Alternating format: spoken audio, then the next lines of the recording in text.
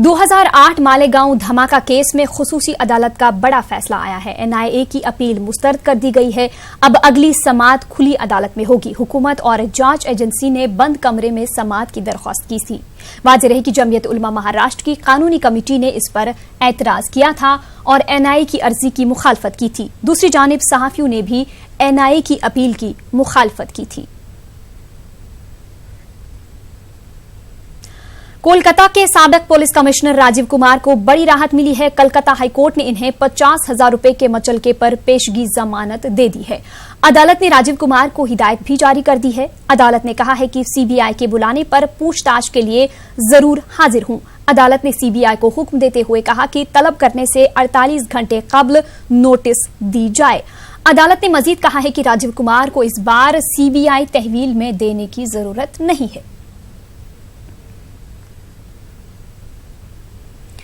JKLF chief और अलहदगी पसंद leader Yasin Malik आज जम्मू की टाडा अदालत में पेश नहीं हुए। तिहाड़ जेल इंतजामिया यासीन मलिक को कोर्ट में पेश करने से कासिर रहे।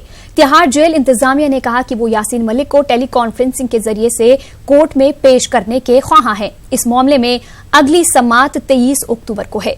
आपको बता दें कि यासीन मलिक फिलहाल तिहाड़ जेल में है। वाज़ेह रहे कि 1990 में फजाइया के 4 जवानों का कत्ल कर दिया गया था। कोर्ट ने मामले में यासीन मलिक के खिलाफ वारंट जारी किया था।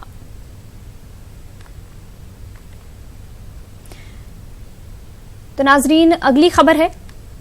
आरजेडी लीडर मनोज झा हिंदू राष्ट्र पर कई सियासी लीडरों को तनकीद का निशाना बनाया है। उन्होंने कहा कि जो हिंदू राष्ट्र की बात करते हैं उन्हें गांधी जी को पढ़ना चाहिए। उन्होंने गांधी जी पर लिखी किताबों का भी हवाला दिया। मैं तो सीधे तौर पे कहता हूं कि न जाने कौन सी दवा लेते हैं ये लोग, ये कौन सी किताबें पढ़ी हैं। हिंदू कौन सा?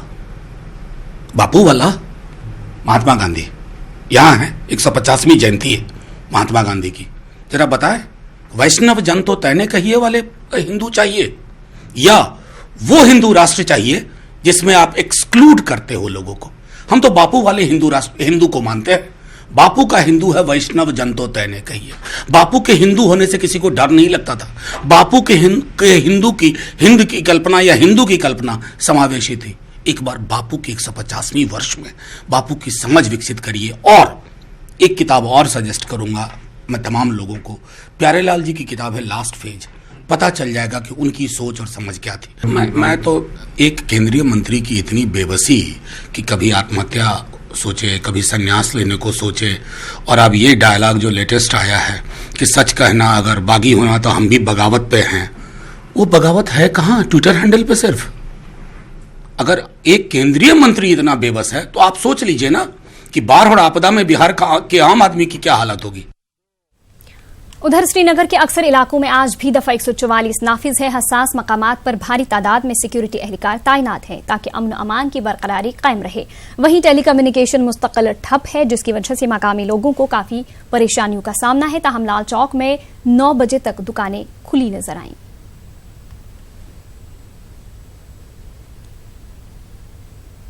यकम अक्टूबर यानी आज से कई तब्दीलियां होने जा रही है। इन तब्दीलियों में ड्राइविंग लाइसेंस और बैंकिंग के शोबे में कई तब्दीलियां होने जा रही है। इस तरीके से कुल 8 बड़ी तब्दीलियां अक्टूबर में हो रही है। एक रिपोर्ट।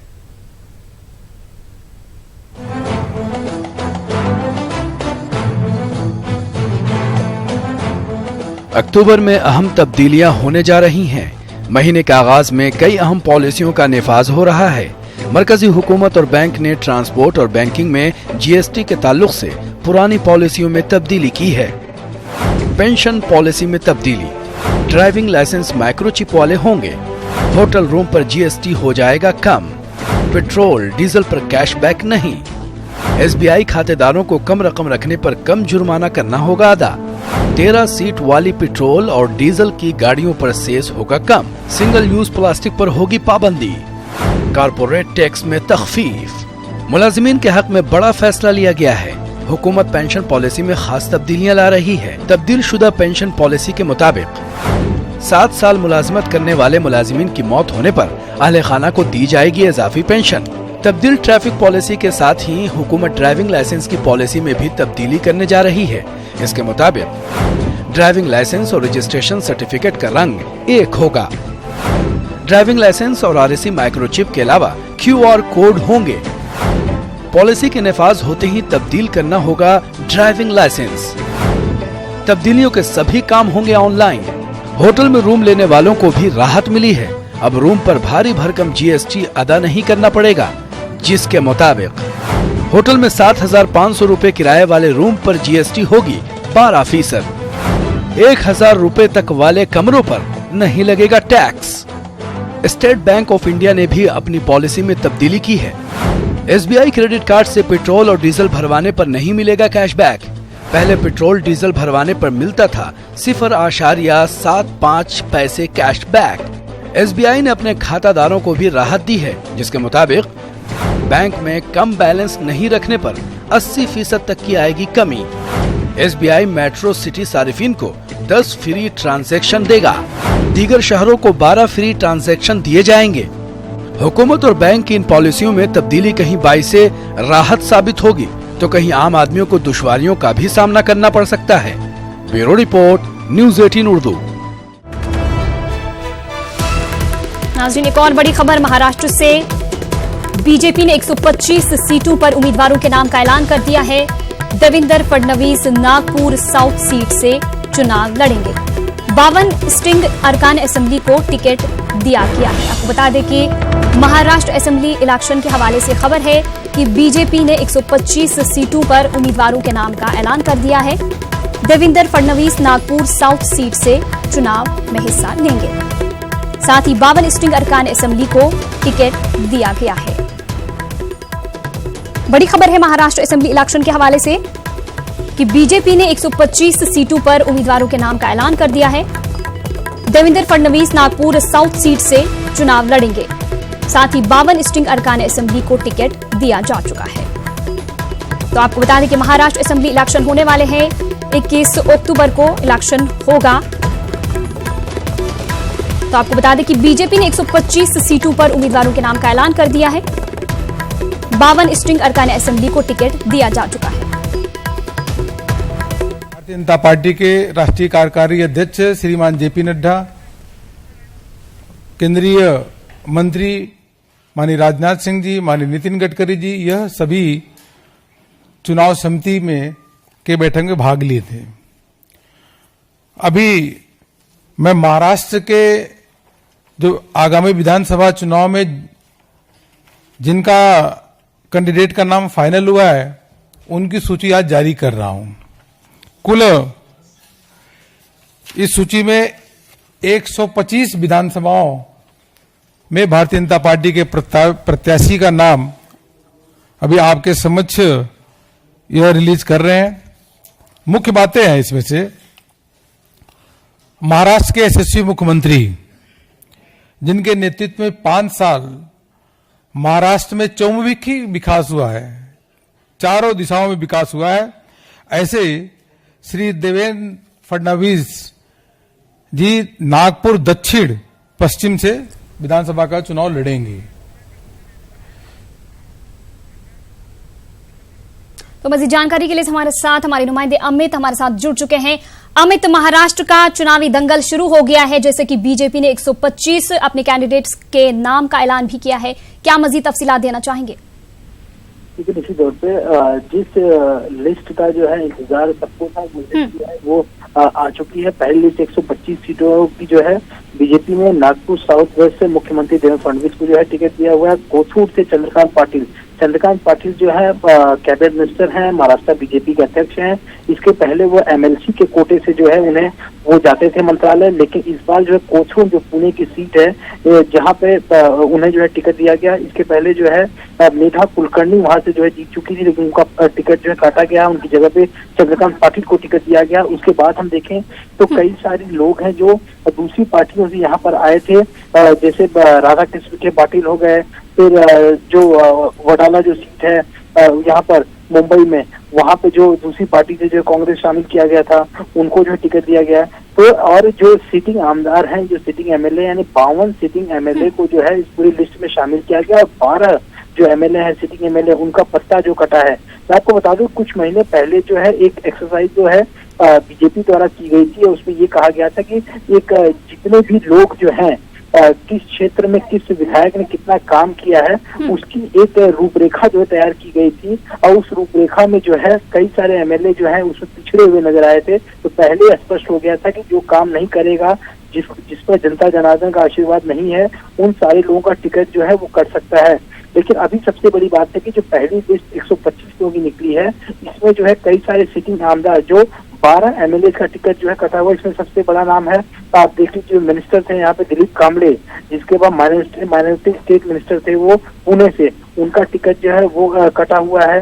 तो उसके बाद जो है सरदार तारा सिंह, जो 6 बार जो है विधायक रह चुके हैं, उनका टिकट जो है काटा गया है।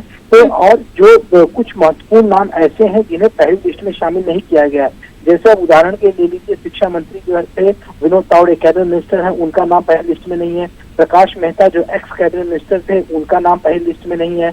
एकनाथ खड़से जो एक्स कैबिनेट मिनिस्टर थे, उनका नाम पहली लिस्ट में नहीं है। हालांकि 146 सीटों में जो है बीजेपी लड़ेगी, जो हमारे सूत्र बता रहे हैं, उसमें से 125 की लिस्ट जारी हुई है। अभी भी जो है कुछ 21 लोगों के नाम जो है बाकी है, शायद उन 21 लोगों में बाकियों का नाम आ जाए सामने। लेकिन वहीं अगर मुंबई सीटों की बात करें तो मुंबई सीट से जो है कांदीवली से अतुल भातलकर, योगेश सागर चारकोप से, गोरेगांव से विद्या ठाकुर जो अभी मंत्री हैं, अंधेरी वेस्ट से अमित टाटम, विले पार्ले से पराग अलवानी, घाटकोपर से राम कदम, बांद्रा वेस्ट से आशीष शेलार, सायन से तमिल सेल्वन, कालिदास कोलमकर, ये कांग्रेस से जो है बीजेपी में शामिल हुए थे और 6 बार ये विधायक रह चुके हैं। इन्हें जो है बीजेपी में शामिल किया गया था और वडाला से जो है टिकट दिया गया है। मलबार हिल से मंगल प्रभात रोड़ा जो सिटिंग आमदार हैं और इस समय मुंबई बीजेपी के अध्यक्ष हैं, उन्हें टिकट दिया गया। पनवेल से प्रशांत ठाकुर, पेन से रविशेष पाटिल, ये सारे वो लोग हैं जो अभी भी आमदार से विधायक हैं। ये उन 52 लोगों में है जो 52 सिटिंग एमएलए को टिकट दिया गया। ये सारे सिटिंग एमएलए हैं। वहीं अगर इंदापुर की बात करें, हर्षवर्धन पाटिल, जिन्हें जो है दूसरी पार्टी से पार्टी में शामिल किया गया है, उन्हें टिकट दिया गया है। तो ऐसे जो है पहली लिस्ट जो है वो काफी चौंका देने वाली है, क्योंकि 12 लोगों के टिकट जो है काटे गए हैं जो सिटिंग आमदार थे। और कुछ बड़े नाम ऐसे हैं जो विधायक हैं, कैबिनेट मंत्री हैं, लेकिन उनका नाम पहली सूची में नहीं रखा गया। इसमें से एक और बड़ा नाम है गणेश नाइक। गणेश नाइक नवी मुंबई के जो है काफी दिग्गज नेता है, एनसीपी के माने जाते थे। तो उन्होंने अपनी पूरी टीम लेते, यानी वो खुद, उनके बेटे जो एमएलए हैं और उनके साथ साथ उनके 50 नगर सेवक, ये सारे लोगों को लेकर बीजेपी में शामिल हुए हैं। और लेकिन पहली लिस्ट में जो है गणेश नाइक का नाम भी नहीं है। ये कुछ जो है चौंका देने वाली बात है कि जो बड़े नेता हैं, जो महाराष्ट्र में उनका एक रसूख है, जो कुछ तो कैबिनेट मिनिस्टर की रैंक पे हैं, कुछ जो है विधायक हैं, लेकिन पहली लिस्ट में शामिल नहीं किया गया। लेकिन ये कयास जरूर लगाया जा रहा है, ये दूसरी लिस्ट निकलेगी इस लोगों की, तो शायद इन सभी का नाम जो है उसमें शामिल हो। जी बिल्कुल अमित, बहुत बहुत शुक्रिया इस तमाम तफसीलात के लिए।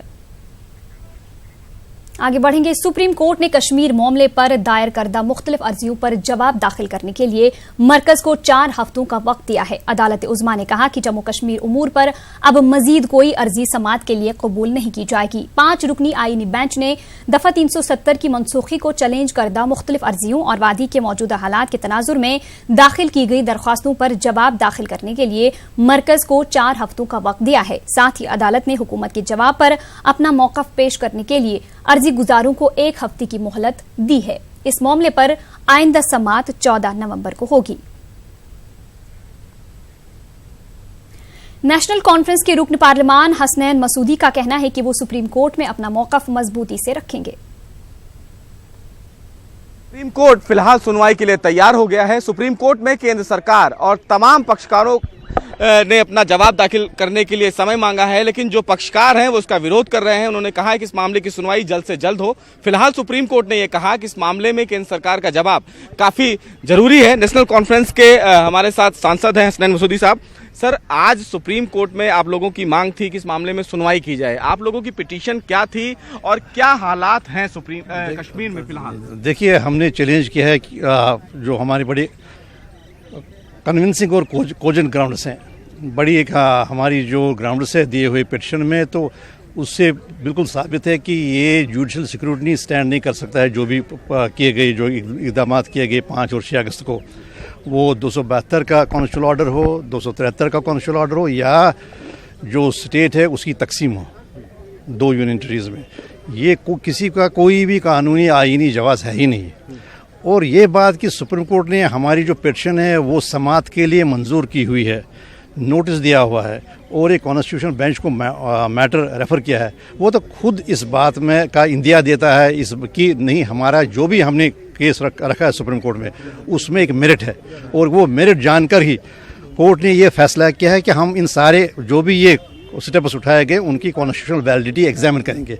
अब ये है कि अब स्टेट का काम है और सेंट्रल गवर्नमेंट का काम है कि वो ये जानकर कि सुप्रीम कोर्ट ने जो भी उन्होंने कदम उठाए हैं, खा वो यूनियन टेरिटरी का हो या 370 का हो, उसको एग्जामिन करने का, उसको कॉन्स्टिट्यूशनल वैलिडिटी एग्जामिन करने की बात की है। उस पर ये लाजिम है कि वो सारा ये मामला होल्ड पर रखें, जब और सुप्रीम कोर्ट को प्रेम्प्ट करने के बजाय उस जो भी अहकामात आ जाएंगे सुप्रीम कोर्ट से उनको गैर मुअस्सर करने के बजाय ये सारा मामला होल्ड पर रखे जब तक कि सुप्रीम कोर्ट इस सारे मामले का उसकी समाप्त नहीं करेगा।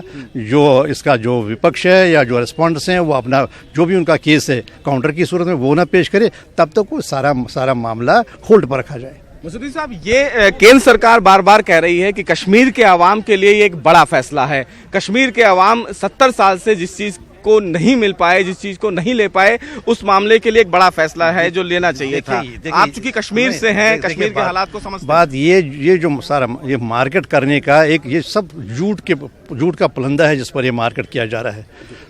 जम्मू कश्मीर की रियासत मुल्क की बाकी स्टेट से आगे है तरक्की में, इमेंसिपेशन ज़्यादा है, 9 यूनिवर्सिटियाँ काम कर रही है और हमारा जो पर कैपिटा इनकम है वो नस्ब से ज़्यादा रियासतों से ज़्यादा है। और जो बार बार कहा जा रहा है कि वहाँ पर जी 3 रीजन्स को नहीं एक सेंस ऑफ पार्टिसिपेशन नहीं थी, वो सबसे बेहतर है। ये सारे झूठ पर ये मार्केट किए जाते हैं। दरअसल बात और दूसरी बात यह है कि फंडामेंटल बात यह है कि ट्रेड ऑफिस नहीं हो सकते हैं, सौदाबाजी नहीं हो सकती, ऑटोनॉमी, आइडेंटिटी और आप सो कॉल्ड तरक्की के दरमियान, तो ये गलत है। अब अगर ये होता फिलवाका तो ये बात नहीं होती कि पिछले 60 दिन से सारा बैठा हुआ है। देखिए, कारोबार बंद है, पब्लिक ट्रांसपोर्ट बंद है, रेलवे बंद है, स्कूल बंद है, कॉलेज बंद है, यूनिवर्सिटी बंद है। क्यों बंद है? जरा आप खुद से सवाल पूछिए। हाई कोर्ट के जज भी रह चुके हैं, तो आप इस ग्रेविटी को बहुत बेहतर समझते हैं। जिस तरह केंद्र सरकार का फैसला लिया गया है, क्या आपको लगता है कानूनी तर्कों के आधार पर आप टिक पाएंगे सुप्रीम कोर्ट में? देखिए, हमारा बड़ा ही मजबूत केस है, हमारा रॉक सॉलिड केस है, मजबूत केस है। ये एक लम्हा के लिए नहीं रह सकता है। जो भी प्रयास उन्होंने किए, जो भी उनके स्टेप से 272 हो, 273 हो या विभाजन की बात हो, नहीं रह सकते। ये सारा कानून आइन पर असॉल्ट करके किया गया है। ये सारा आइन को मजरू कर, और हमारा क्या प्रयास है? हमारा प्रयास है सुपरमैसी और majesty of constitution of India, क्योंकि उसको रोंद कर ये किया गया है। इसी वजह से तो यही तो बात है ना, आपको इंडिया यही है कि सुप्रीम कोर्ट ने फैसला किया है कि हम इसकी कॉन्स्टिट्यूशनल वैलिडिटी एग्जामिन करेंगे, और ये नहीं कि छोटे बेंच 5 जज साहिबान इसकी करेंगे। उसका मतलब है ये तो एक संदेशा देता है ना आपको। एक संदेश क्या मिलता है कि नहीं, सुप्रीम कोर्ट भी इसकी वैलिडिटी एग्जामिन करनी चाहिए। तो सुप्रीम कोर्ट फिलहाल इस मामले में अब 14 नवंबर को सुनवाई करेगा, लेकिन सुप्रीम कोर्ट में जो एनसी की तरफ से जो फिलहाल हसन मसूदी साहब हैं, इन्होंने कहा है कि हमारी याचिका तार्किक रूप से सही है और हम सुप्रीम कोर्ट में अपनी दलीलों को मजबूती से रखेंगे। खैर, आखिरी फैसला देश की सबसे बड़ी अदालत को करना है, लेकिन देखना यह होगा कि आने वाले दिनों में सुप्रीम कोर्ट का फैसला किसके पक्ष में जाता है। कैमरामैन सत्यप्रकाश के साथ सुशील पांडे, न्यूज़ 18 दिल्ली। और इसी के साथ इस बुलेटिन में फिलहाल इतना ही। आदाब।